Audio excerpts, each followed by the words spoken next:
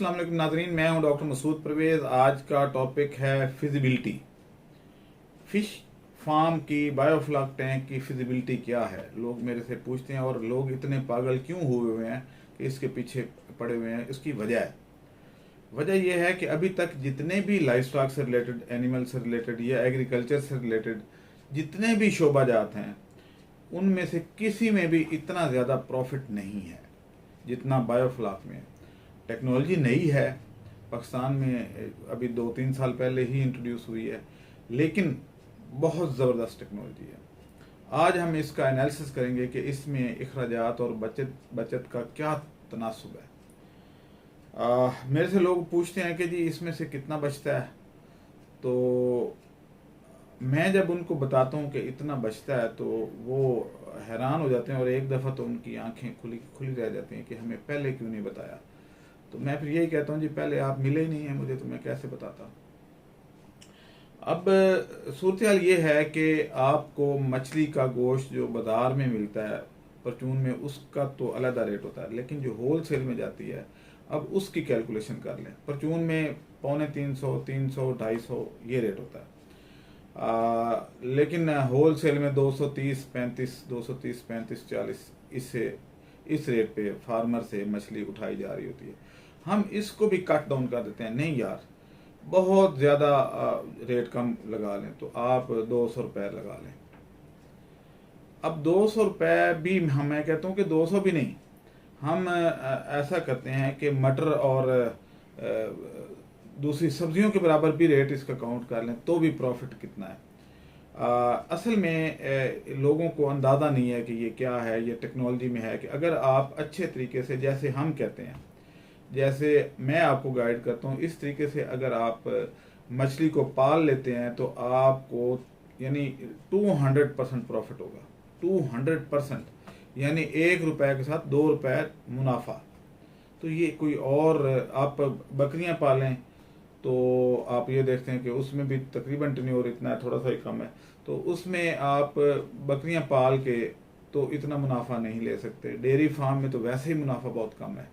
और अगर फैटनिंग वाले जो फार्म हैं उनसे अगर पूछा जाए तो वो भी एक बैल के ऊपर कोई 15,000, 10,000 से 15,000 रुपये कमा रहे होते हैं। और अगर मैं ये कहूँ जी कि आप 1.25 लाख रुपया लगा के तो 1.25 लाख ही कमा लेंगे, तो क्या आपके लिए ये हैरान कुन नहीं होगा। लेकिन आज साबित किया जाएगा कि ये कैसे होता है। एक टैंक जो है वो हम यानी हमारी कंपनी, बाकी सारे इससे ज़्यादा रेट पे चार्ज करते हैं क्योंकि उनका मकसद पैसे कमाना है। हम भी खैर इसमें कमाते हैं पैसे, लेकिन हमारा मार्जिन थोड़ा है। तो हमारा असल मकसद है बिज़नेस को प्रमोट करना। तो अब ये है कि वो लोग चाहते हैं कि उनके पास जो इक्का दुक्का गाहक या जो भी आए वो इतना पैसा दे जाए, और इतनी हवस बढ़ती जा रही है उनकी कि वो 1,60,000 तक पहुंचा देते हैं एक टैंक को। और जो उससे थोड़े कम हैं वो 95,000, 1 लाख, लेकिन हम 80,000 में लगाते हैं। अब 80,000 में जो टैंक लगता है उसमें आपकी मछली जो है वो 1500 आपने डालनी है। हम पहले 1,000 पे कैलकुलेशन करते हैं। तो 1,000 मछली आपने अगर डाली तो फर्क आपने ग्रास कार्प डाल ली है या आपने गुलफाम डाल ली है, मराठी डाल दी, कोई भी डाल दी है, तलापिया इसमें 1500 डाल जाती है, तो आपका जो वज़न आया वो तकरीबन एक टैंक से 1,000 किलो के करीब वज़न निकलता है। लेकिन हम उसको भी कहते हैं जी 1500 डाल के तो आप 1,000 किलो वज़न दे दें। अब 1500 मछली का जो रेट है वो 3 रुपए के हिसाब से तो 5,000, यानी छोटी मछली जब बहुत छोटी होती है उस वक्त डाली जाती है। अब तो खैर सीजन गुजर गया, अब तो मछली का बच्चा वो 10 रुपए से ऊपर बिक रहा है। तो आप यानी तकरीबन आप यूँ लगा लें कि इससे भी ज़्यादा आप कॉस्ट लगा लें कि 5,000 रुपये का 1500 बच्चा डाल गया। 5,000 रुपये का बहुत थोड़ी, जितने में आप आइसक्रीम खा लेते हैं फैमिली के साथ। तो आपने 5,000 का बच्चा डालना है और 8,000 रुपया आपकी, 8 से भी कम आती है लेकिन हम इसको 8,000 ही रख लेते हैं, हायर साइड पे रखते हैं, कैलकुलेशन करनी है। 8,000 पर ईयर आपको टैंक का खर्चा पड़ता है मैक्सिमम। ये कम हो सकता है, ऊपर नहीं, क्योंकि 80,000 को आपने 8 साल पे डिवाइड करना है, 8 से 10 साल आपकी इसकी लाइफ होती है। अच्छा, अब ये है कि आप 80,000 को जब 10 साल पे करेंगे तो आपका 8,000 रुपये सालाना खर्चा आएगा। अब 8,000 रुपये सालाना आपकी तारप्लीन और वो सारे टैंक की जितनी भी सेटअप आपने लगाया वो आ गया। 5,000 का आपने बच्चा डाला, 13,000 हो गया। उसके बाद आपकी फीड और उसकी जो है बाकी बिजली और मेंटेनेंस और ये वो सारे अखराजात डाल के तो आप अगर लमसम करें तो ये 30 रुपये किलो से ऊपर नहीं जाते। यानी एक मछली पे अगर आप 1,000 किलो रिटर्न लेते हैं तो 30,000 लगा के तो मछली अगर 200 रुपये किलो भी बचे और 1,000 तो 2 लाख रुपया, 30,000 लगा के दो। हम कहते हैं नहीं भाई इससे भी कम कर लें, इस पे अखराजात हम कहते हैं जी आप 60 रुपये किलो के कर लें, फिर भी इतना मुनाफा किसी और में नहीं है। हाँ, ये ज़रूर है कि आपने टैंक उसी तरीके से डिज़ाइन करवाना है जैसे हम कहेंगे, उसी तरीके से फीडिंग करनी है जैसे हम कहेंगे, उसी तरीके से प्लांट्स और वो सारी मैनेजमेंट करनी है जो बच्चा हम कहेंगे वो डालना है। अगर आजकल फर्स्ट जुलाई है और आप तलापिया डाल लेते हैं तो लोग आपको कहेंगे जी ये तो मैंने कई बंदों को सुना है कि जी वो तो कहते हैं जी दिसंबर तक किलो किलो की हो जाएगी। भाई किलो की कैसे हो सकती है जब आपके पास सिर्फ 5 महीने रह गए हैं टोटल, 5 महीने 4.5 महीने, तो वो ज़्यादा से ज़्यादा 300 ग्राम की होगी या 350 ग्राम की लगा लें। आपने बहुत अच्छी फीडिंग कर ली 400 ग्राम की, तो वो कैसे हो सकता है। और दूसरा ये है कि तलापिया 1 साल में भी 1 किलो वजन नहीं करती, क्योंकि ये छोटी मछली है, इसका कद छोटा होता है। इसको आप चाइनीज़ को देख लें, चाइनीज़ को आप सोने के लुक में भी खिला लें, उनका कद 6 फुट नहीं होता, वो छोटे कद के होते हैं।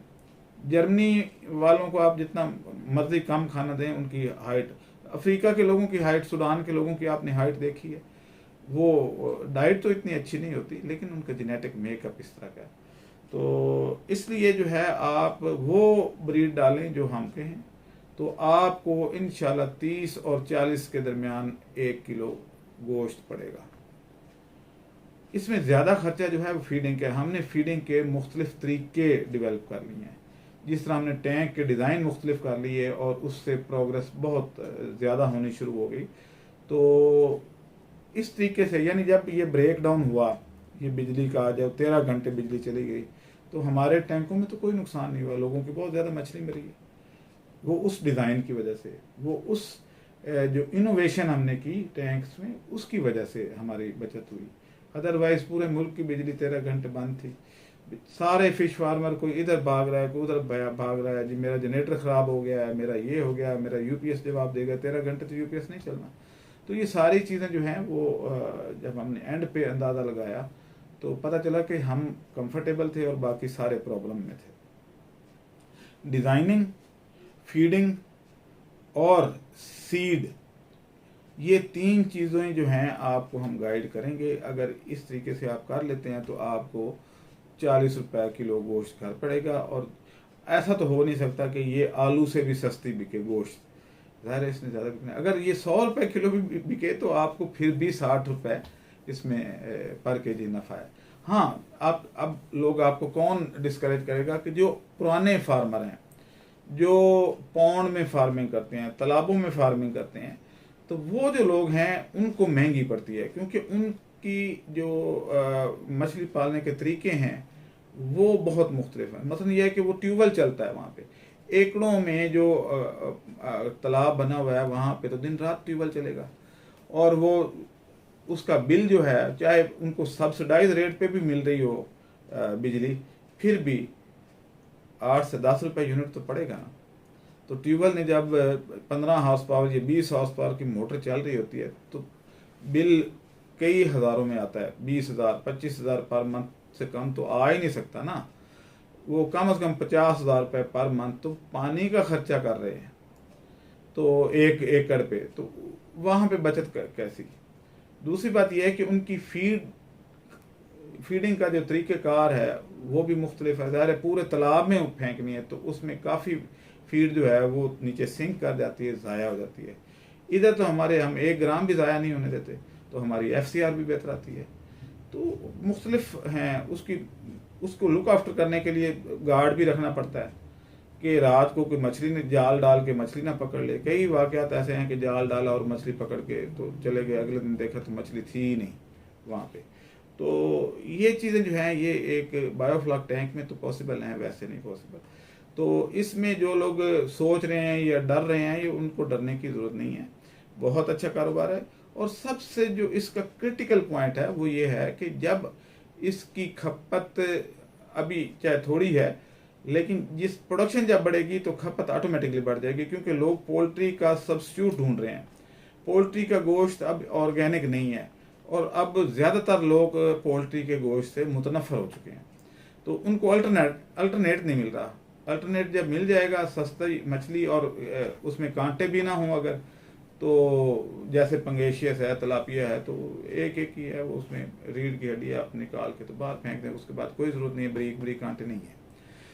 तो जब मुतबादल चीज़ मिल जाएगी तो फिर पिछली चीज़ को लोग छोड़ देते हैं। दूसरी बात यह है कि एक्सपोर्टर मौजूद हैं, सी फूड एक्सपोर्टर पाकिस्तान में एक एसोसिएशन बनी हुई है, वो आपकी बायर है। मेरे दो ट्रेनिंग लेके गए हैं, जिनमें से एक खातून थी और वो चाइना को एक्सपोर्ट करना चाहती हैं, और उन नेटवर्क ऑलरेडी एक्सपोर्टर तो हैं लेकिन वो गारमेंट्स की हैं, तो वो इस पे काफ़ी काम कर रही हैं। इसी तरीके से एक एक्सपोर्टर को हमने यहाँ दावत दी थी। इसके अलावा जो इनकी जो सी फूड एक्सपोर्टर एसोसिएशन है, हमने उनसे भी कांटेक्ट किया हुआ है, वो भी हमारे पैनल पे हैं। तो अब वो सेल का प्रॉब्लम नहीं है। तो आज के लिए बस इतना ही आपको बताना था कि dairy farm, livestock fattening farm, goat farm, australorp तो ख़ास तौर पे आस्ट्रालोप और रैबिट फार्म सब को ये ख़त्म कर देगी अगर आप, क्योंकि इसमें मार्जिन ज़्यादा है। सबसे प्रॉफिटेबल जो है इस वक्त टॉप पे वो बायोफ्लॉक फिश फार्मिंग है। मेरे चैनल को सब्सक्राइब करना मत भूलिएगा। इजाज़त दें, अल्लाह हाफिज़। हमारे चैनल को सब्सक्राइब करें और साथ में बेल आइकन को भी दबा दें ताकि हमारी हर नई आने वाली वीडियो आप तक बआसानी पहुंच सके।